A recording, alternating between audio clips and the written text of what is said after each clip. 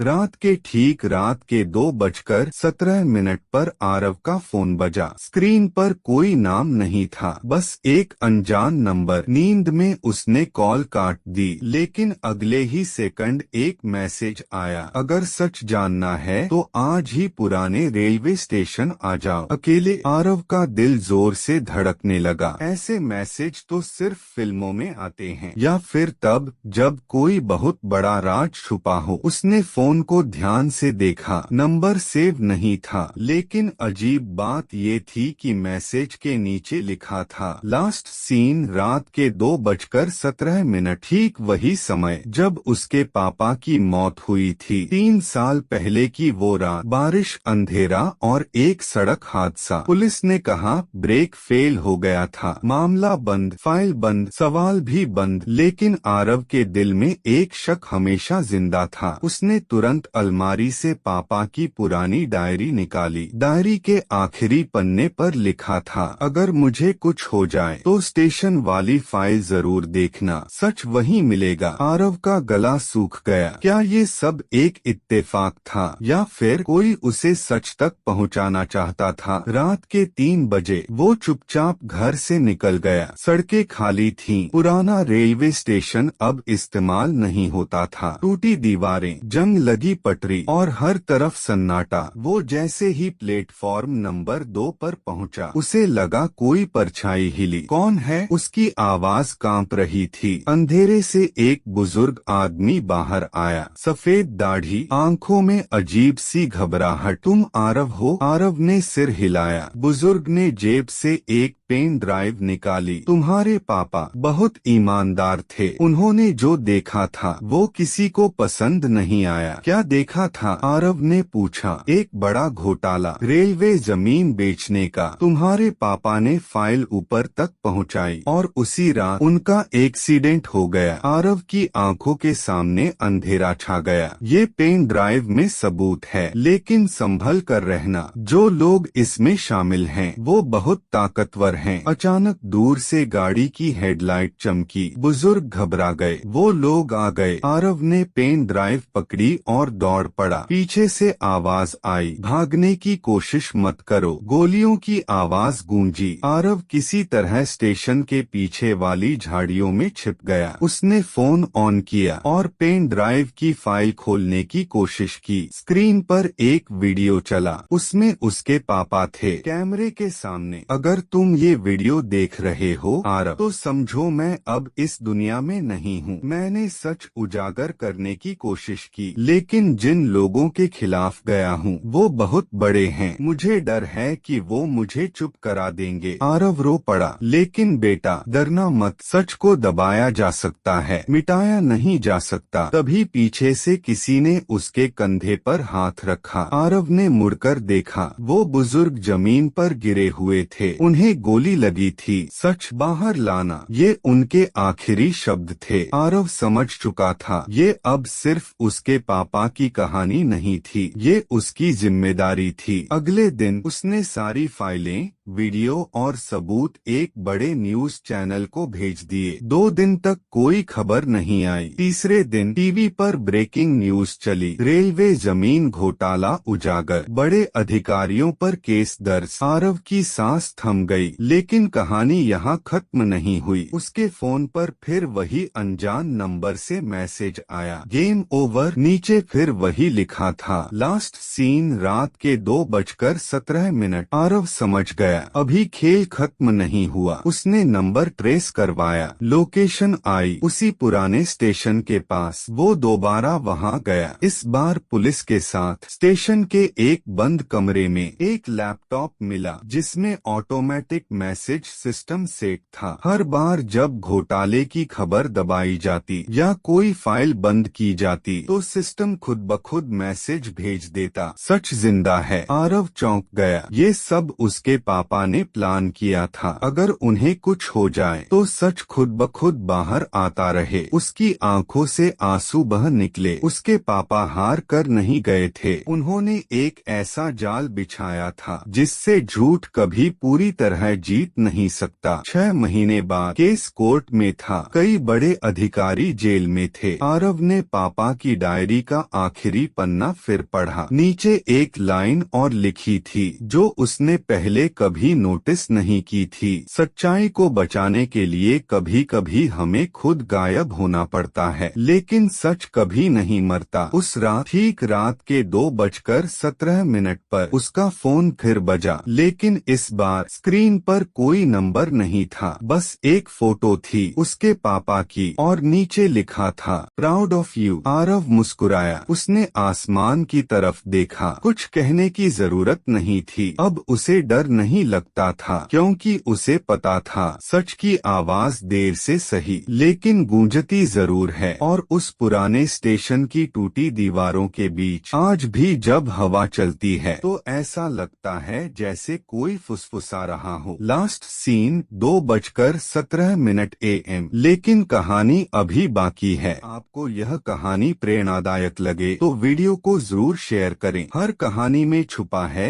एक सबक। जुड़िए कृष्णवेस AI के साथ।